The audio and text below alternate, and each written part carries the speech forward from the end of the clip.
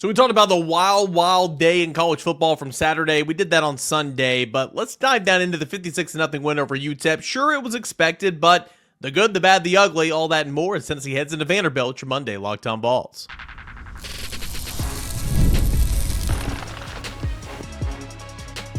You are Locked On Vols, your daily podcast on the Tennessee Volunteers. Part of the Locked On Podcast Network, your team every day. Hey, good Monday morning, everybody. Welcome into Locked On Vols. I am your host, Eric Cain. Appreciate you guys making Locked On Vols a part of your morning routine, your first listen, your first watch.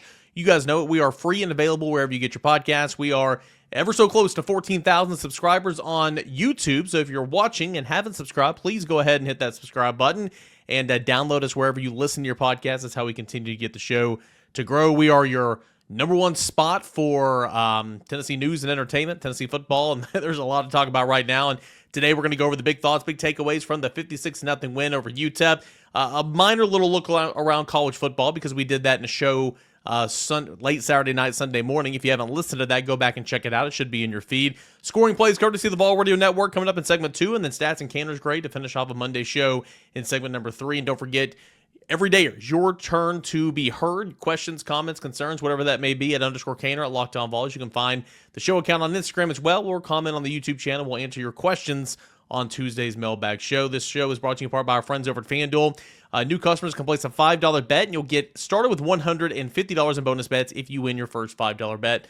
All that and more over at FanDuel Sportsbook. Okay, so 56-0 the win for the University of Tennessee. It was expected. That was absolutely expected. Again, I think my final score prediction was 63-10, I think, maybe. I mean, you know, when you have reserves in there, you never know what can happen if they punch in a late touchdown or whatever. But essentially, it was a lot to a little. And that's what ended up happening. But boy, did it not start off that way. and Tennessee finished off strong, really strong quarters 2 and 3, a strong fourth quarter with the reserves in there. And there was a lot of good in that. But man, the first quarter was not good. And, this has kind of been a theme a little bit throughout the season. Of course, last week on the road at Georgia, Tennessee had its best quarter in the first quarter. Tennessee didn't start off well. There wasn't any juice in the stadium. And, players might have been just kind of going through the motions. Of course, it was senior day. There was a lot going on. Other games around the college football playoff picture that were more important than this one. But of course, this one would have been huge if Tennessee lost because Tennessee's season, in terms of the playoff implications, would have been over. But of course that didn't happen. But in the first quarter, it wasn't great. And, fans were frustrated, and that's okay. And there was a lot of angst at a little bit. But, it was important to remember there were 3 more quarters and Tennessee handled business. But I thought Nico Iamalieva was not very good in the first quarter. In fact, not very good at all. He started 2 of 6 overall. In the first quarter, he was 2 of 4 with a near interception on play number 1, a play that should have been picked. The first 3 offensive series of the games, Tennessee went punt, 2 of which were 3 and outs, 22 yards on 11 plays. That is not great, but Tennessee did get the ball rolling a little bit. 1:22 left in the first quarter. Tennessee's 4th offensive series began. It marked 68 yards on 9 plays to find the end zone for the first time just inside the second quarter. The drive sparked the first of 8 touchdowns on the ball in the ball game, all of which, inflated number, if you will. We talk about red zone scoring. Tennessee was 8 for 8 in the red zone, all touchdowns. It is UTEP, so at the end of the season, when we look at those numbers and see the final percentages, might need a caveat in there that 8 of those were against UTEP, and nonetheless, Tennessee very, very efficient in the red zone, and that was great to see. Following the first quarter, Nico Iamalieva was 15 of 19. One of those was a drop, so he should have been 16 of 19, 197 yards and 4 touchdowns. I thought the play calling was really good. They lined up and said, hey, we're Tennessee, you're UTEP, you're not good, we're much better, we're going to throw it down the field and try to make highlight reel plays so the College Football Playoff Committee could see this on SportsCenter. And I mean, I don't hate that strategy, but obviously it was not working. They adjusted. They brought the passing game in, a lot of quick game passing, kind of got Nico going a little bit, used Dylan Sampson as a target out of the backfield on that 4th drive and got some things going. And I thought that was a really, really nice adjustment to kind of get him going a little bit. But overall, offense was slow, but it got going well. Defense was fantastic, against a team that it should have been. I thought contain was an issue at times. I thought poor angles with the running quarterback. But it was also a good warm-up because Diego Pavia is going to stretch Tennessee's linebackers. He is the, we'll dive into Vanderbilt as the week goes on. Obviously, it's going to be a huge matchup this weekend in the state's capital. But he is going to stress Tennessee's linebackers. He's going to stress Tennessee's front seven because he leads Vanderbilt in rushing attempts and rushing yards. And so I thought Skylar Locklear. Riley Locklear is a former Tennessee offensive lineman. I thought he did a good job when he was in the football game in doing that regard. And, of course, they forced him out with injury, and J.P. Pickles came in. And he was not as mobile. But overall, I thought the defense did pretty good, allowed only 81 yards on the ground. It weathered the storm in terms of the trick plays for the most part. They had 4 sacks and 15 tackles for loss. And I understand UTEP is UTEP, but when you had a game last week on the road in Athens where you had no sacks and no quarterback hits and only 2 TFLs, 4 sacks and 15 TFLs, that makes you feel good.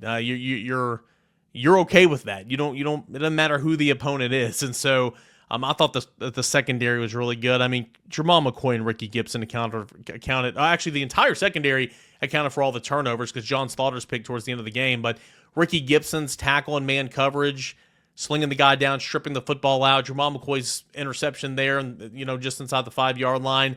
Tennessee's corners are so good. Ricky Gibson continues to get better. Jamal McCoy is going to be all SEC this year. They are really, really good. And I thought Tennessee's defensive backs and defense overall, I thought responded the right way. Yes, I understand UTEP, but wouldn't you like them feeling good about themselves going into a must-win game this weekend at Vanderbilt? And every other year you're like, oh, must-win at Vanderbilt? Sign me up. We'll tune in at halftime, check the score. No, I mean, it's, Vanderbilt, this is the Super Bowl for Vanderbilt every year. And obviously nothing would make Vanderbilt more happy than playing spoiler to the University of Tennessee and keeping Tennessee out of the playoffs. It's as simple as that, guys. You win and you're in. We'll get an exact picture of where Tennessee's going to be ranked and seated in the updated college football playoff rankings that'll come out on Tuesday. And again, I did a show about that on Sunday morning, Saturday night, so go back and check that out. ESPN put their stat projections out there in terms of what they think the college football playoff rankings are going to be. That was late Saturday night, and Tennessee was ranked 8th, seeded 8th, and going on the road to Athens to play Georgia in that simulation. But let's keep in mind here, okay? Georgia's going to win the SEC, in my opinion, and they're going to get that first round pie. So, and if it did come to that, I think they'd split that up because I don't think anybody is interested in seeing a carbon copy of something that happened less than a month ago. But we'll see what happens. The important thing is I think Tennessee, because of everything happening in college football, that was Florida taking down Ole Miss, that was Oklahoma upsetting Alabama, that was Auburn outlasting Texas A&M in 4 overtimes, and it was Ohio State pummeling, not just beating, but pummeling Indiana by 23 points. It was a great day for Tennessee football on Saturday. Again, I did a whole show on this. Go check it out. But it was a great day for Tennessee football. And I think Tennessee might not be seeded in terms of a host seed on Tuesday, but very well could be a host seed when it's all said and done after next week or after conference championship week and all that. There's a lot to see things play out, but it's as simple as this. Tennessee wins, Tennessee is in. And as a competitor and as a football player and as a passionate fan, what more can you want? It should be really, really fun on Saturday coming up. And I'm intrigued to see kind of what they're going to do with the SEC championship. The ACC, because of what happened on Saturday, I think the ACC could potentially be a 2-bid league now. All the pocket protector nerds out there and members of the projection. I'm intrigued to see how they view Alabama. I mean, Heather Dinich over at ESPN still has Alabama ranked 12th. 3 losses. How in the world is Alabama even in the conversation? It shouldn't be, right? And in her little write-up about Tennessee, said Tennessee's firmly right there. You win, you're in, because Ole Miss took themselves out of the conversation with 3 losses. So why did Ole Miss eliminate itself with 3 losses, but Alabama's still in play, ranked 12th? Again, I say make it make sense. It's talking out of whatever narrative you're trying to spew that day, right? Oh, man, it's funny. But it's as simple as this. You win and you're in. And that's really, really exciting. So Tennessee did exactly what it was supposed to do. On Saturday, it won 56-0. It was a slow start, a strong finish. But overall, the story of the day was what happened in college football. And there was a lot that happened. And it was all good for the University of Tennessee.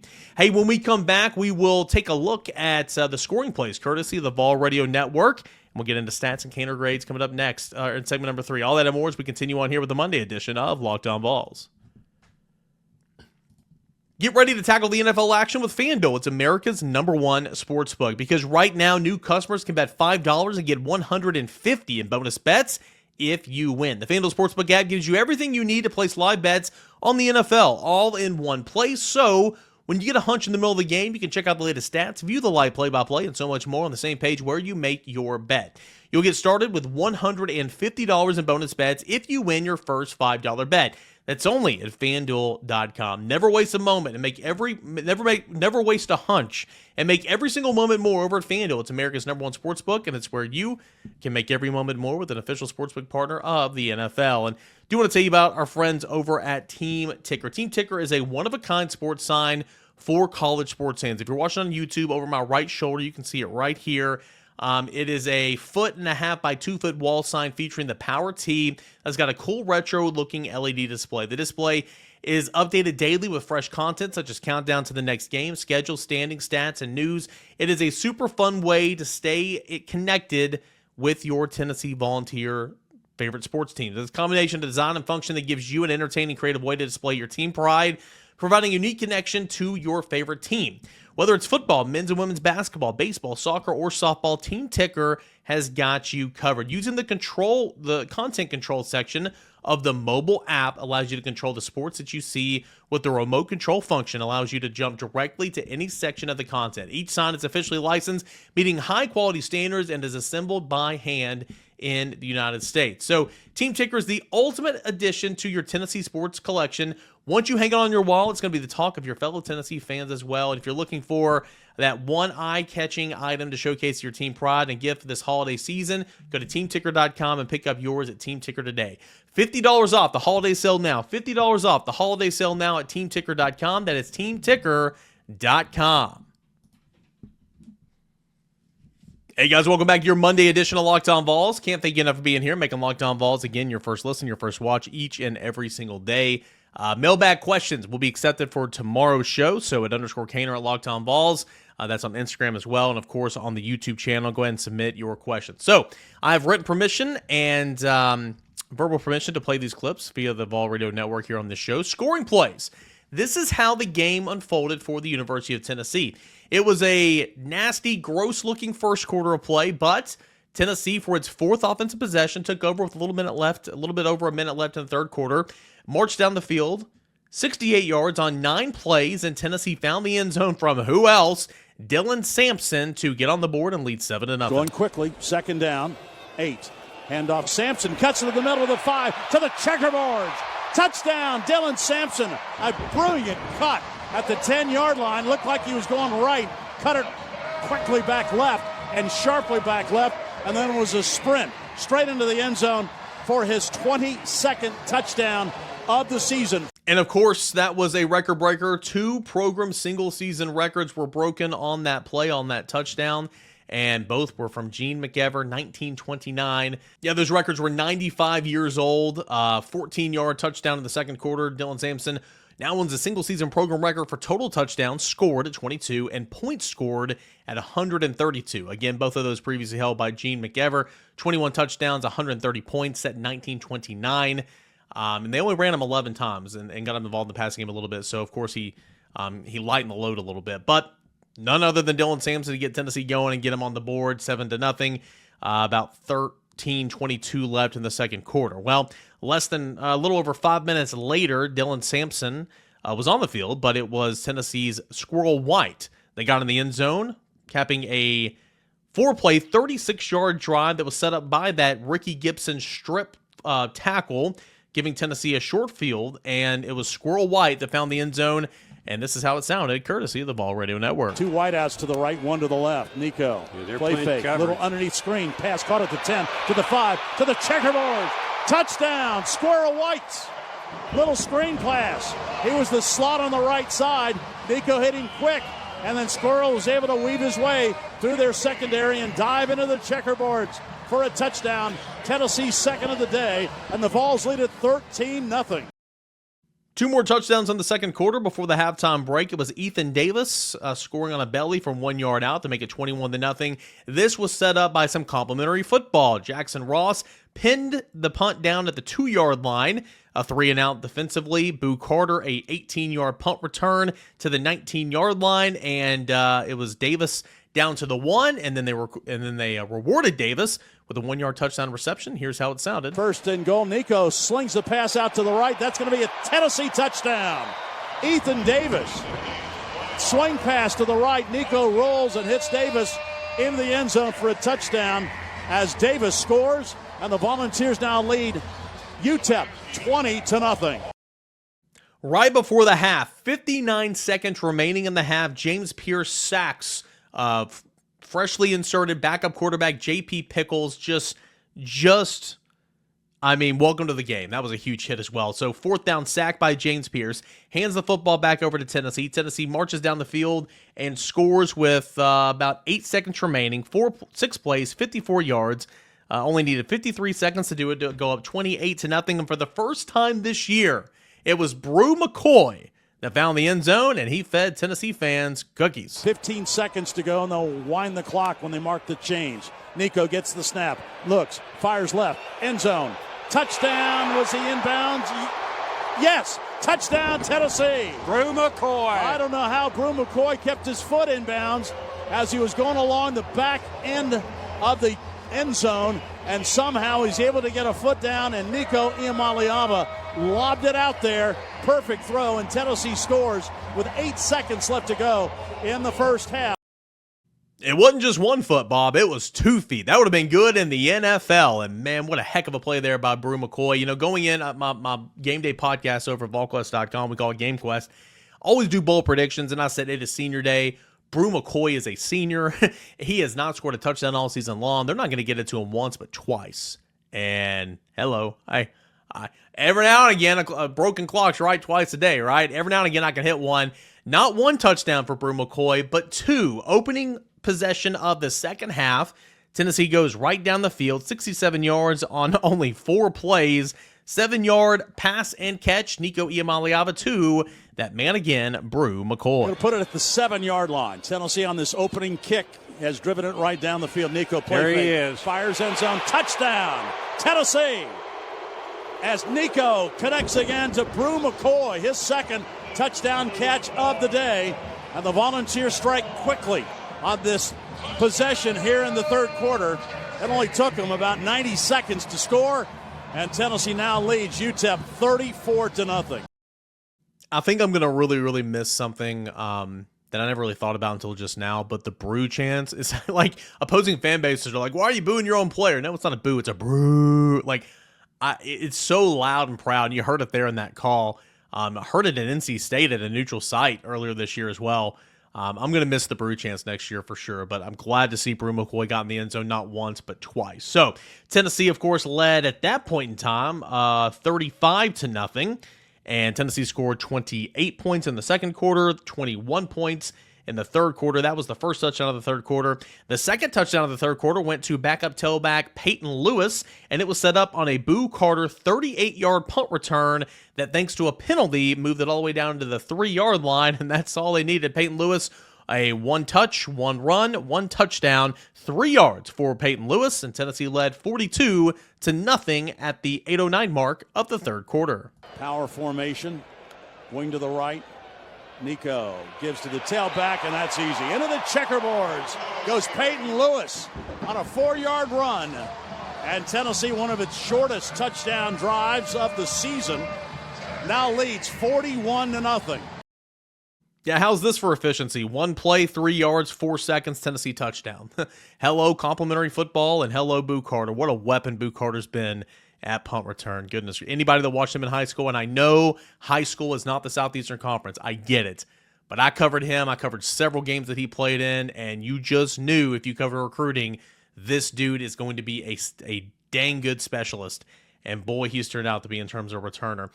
Peyton Lewis again, 6 yards out later in the third quarter. 65 yards on 6 plays, 131. Tennessee led 49-0 after this touchdown. 2nd down and 1. Tennessee at the 6-yard line. There's Peyton Lewis right up the middle and barrels into the checkerboards for a Tennessee touchdown. Peyton Lewis from 6 yards out, running over people, and gets the score, his second of the day, and Tennessee continues to pile it on.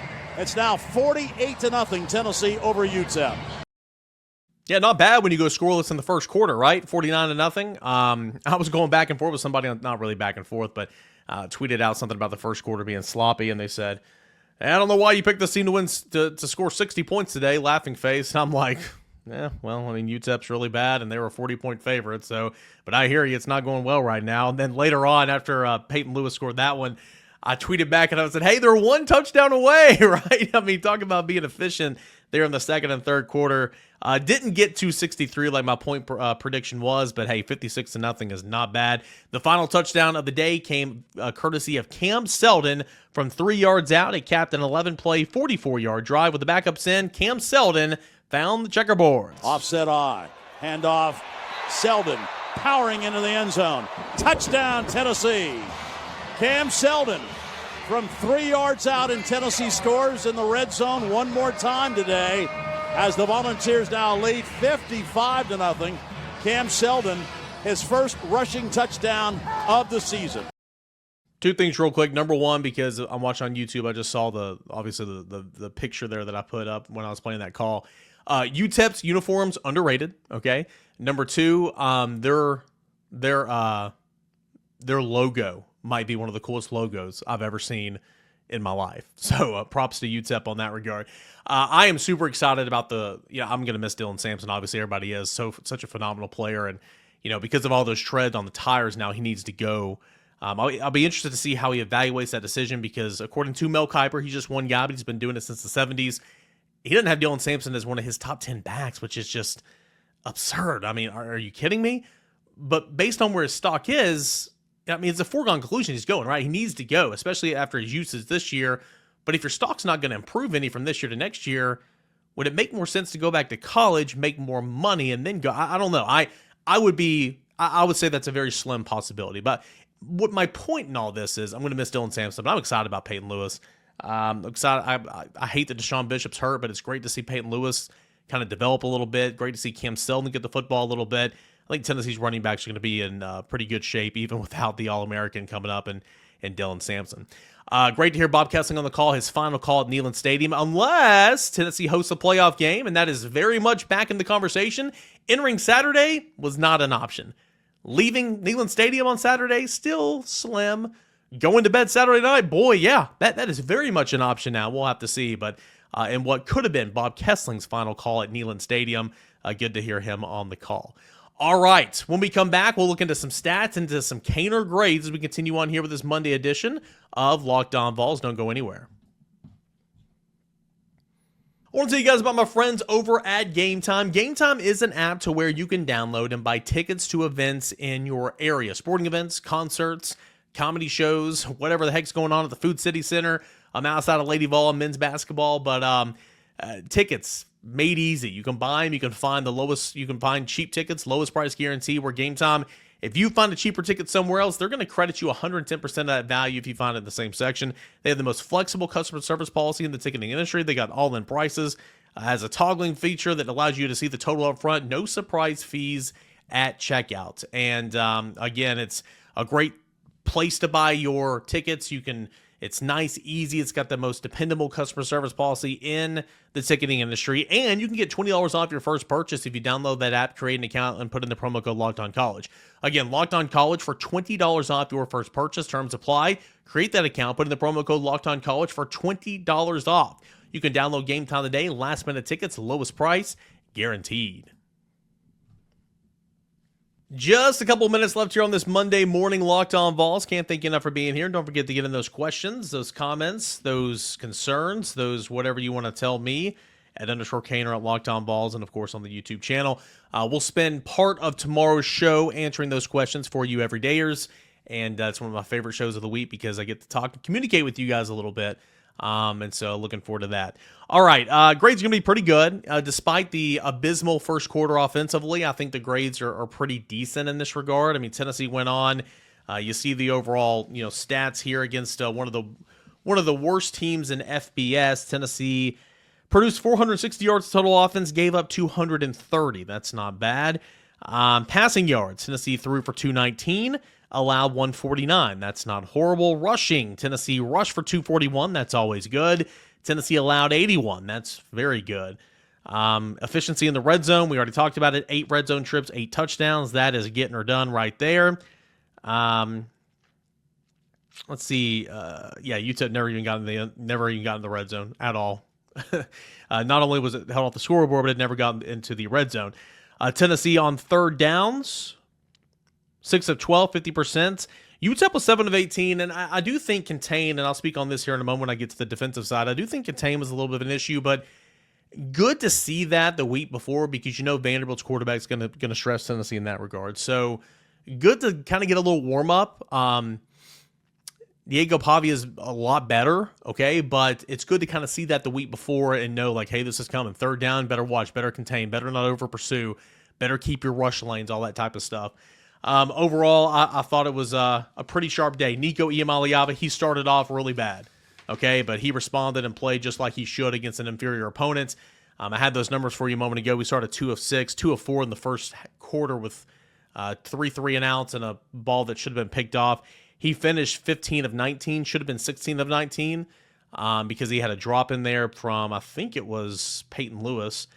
They were throwing the football to the running backs, which is good to see. But Nico finished the day 17 of 23, 209 yards and 4 touchdowns. I thought he responded the right way. So quarterback, I'm going to get a B just because I thought Nico was not very good to begin the football game. Running backs are going to get an A. I thought Dylan Sampson, 11 carries, caught the football out of the backfield pretty well, 77 yards. It's only the second game this year where he did not accumulate over 100 yards, and I kind of said that earlier in the week that it wouldn't shock me if this is a game where he doesn't get 100 yards simply because they don't want to run him a lot in this game, and they did a good job. 11 carries. They let him, not get, take a beating like they do every single week in terms of running him 26, 27, 28 times. But I thought he looked good. I thought Peyton Lewis looked really good. 46 yards on 7 carries, averaging 6.6 yards a touch. He had 2 touchdowns. I thought Cam Seldon ran the football well too. 44 yards on 9 carries, 1 touchdown. I thought Nico ran the football pretty well whenever he did. That one design run for Nico I thought was really, really good. 29 yards on the zone keep. But I'm going to give the running backs an A. There was one sack where I think Peyton Lewis was in, and they overloaded the right side, and they had 2 guys in the C gap, and then they brought a guy off the edge, and that kind of put Dane Davis in a bind. So I think Peyton Lewis probably going to get charged a minus in that regard, but overall I thought the running backs were pretty good. I'll give them an A. Tight ends are going to get an A. Boy, I love when Tennessee makes the tight ends a part of the passing game and the game plan. It's like they have a heavy emphasis with it one week and then they don't. Now, we know how critical that position overall is for this offense, but in the passing game, and like early in the Georgia game, Miles Kitzman was very much a factor, and then he wasn't as the game went on. Tennessee, I think Nico loves throwing to the tight ends. I really, really do. And so seeing Ethan Davis get involved, that was great. Holden Stays had 2 penalties against him. That was the holding or the offensive pass interference call that wiped the Mike Matthews touchdown off the board. That was a motion belly behind the line of scrimmage, and so he's legally allowed to block, and they were trying to get it to him. And then, very much of the Jalen Hyatt touchdown against Alabama a couple years ago, if you remember. But the defensive end grabbed Mike Matthews, and Matthews had to adjust. And because he grabbed him and spun around, that took him beyond the line of scrimmage. So he adjusted, but Holden Stays was still blocking, so it looked like an easy pick play. In fact, when I went back and watched for my rewatch on Sunday, the announcer was like, just inexcusable. Well, he was doing absolutely what he was coached to do, right? So I thought that was tough, and I thought his holding call on Dylan Sampson's long run, I thought that was, as the kids would say, weak sauce. But anyway, I thought he was good. Thought Kitzman was good. Tight ends get an A. Wide receivers get an A-. I mean, overall, I thought it was a pretty good day for Tennessee's wide receivers. I don't remember any drops. I know Peyton Lewis had a drop. Brew made a nice catch to kind of bail Nico out of a high throw. They didn't show up like they have at points in times this year. And against UTEP, you shouldn't show up. So I'll give the wide receivers an A-. Offensive line's going to get a B. Again, there was one sack that goes on Nico. There was one sack that, sure, communication between the tackle and the running back might have been not there. There was another sack there was another play where Nico got sacked backed up in his own territory. I'm going to give the offensive line a B, but overall you ran for 241 yards, so that was pretty good. Defensively, defensive line is going to get a B+. What a response from a week ago, right? Again, yes, it's UTEP, I get it, but the defensive line alone, just the defensive line, 9 TFLs, 3.5 sacks, 2 of which came from James Pierce. Great to see. Got to keep your rush lanes, got to hold your gap integrity with a mobile quarterback, but I'm going to give the defensive line a B+. Linebackers are going to get a B. I thought Caleb Perry might have played his best game. I thought at times the angles were not very good. Not a whole lot of missed tackles, but again, with the contain and the angles off that, there was a couple of incidences, but overall I thought the linebackers were fine in a game like this. They're going to get a B. Secondary gets an A. Thought Gibson and McCoy was fantastic. I thought Boo Carter played a really, really good game defensively. I thought Will Brooks was all over the place making tackles. Special teams going to get an A+. Jackson Ross continues to be such a weapon. His pin punt inside the 5 was fantastic. Led to 3 points the other way, along with Boo Carter, who had punt returns of, wait for it, 38 yards, 19 yards, and they're not going to list them all right here, but, no, they aren't. No, they're not going to list them all right here. But nonetheless, he was fantastic. Special teams continues to be a weapon for Tennessee. Special teams gets an A+. And then coaching. I'm going to give coaching an A. I thought the adjustments on the offensive end, bringing the passing game in, getting the running backs involved in the passing lane, staying a heavy focus onto the tight ends, going to the quick game, winning first downs, allowing the tempo to follow. I thought those were some pretty good adjustments. And I thought it was smart of Tennessee to get Ethan Davis in the end zone. I thought it was smart of Tennessee to try to focus on Mike Matthews getting in the end zone. And before that play, before it was called back, he had a 25-yard reception on that drive. So one drive was all about Mike Matthews. One drive was all about Ethan Davis. Obviously, they made a focus to get Brew McCoy into the end zone twice. You got Dylan Sampson his record, then got him out of the football game. You played Jackson Lampley got the start at right guard. He played 32 snaps. Dane Davis got 32 snaps on senior day.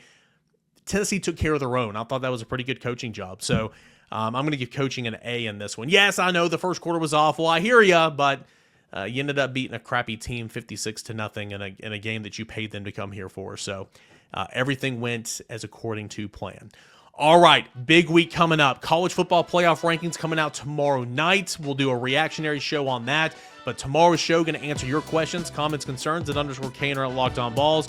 We'll break down Tennessee and Vanderbilt, how big this game's going to be, all that and more. So much fun to be had here on this Thanksgiving week, and no better place to be with us every single morning than right here on Locked On Vols.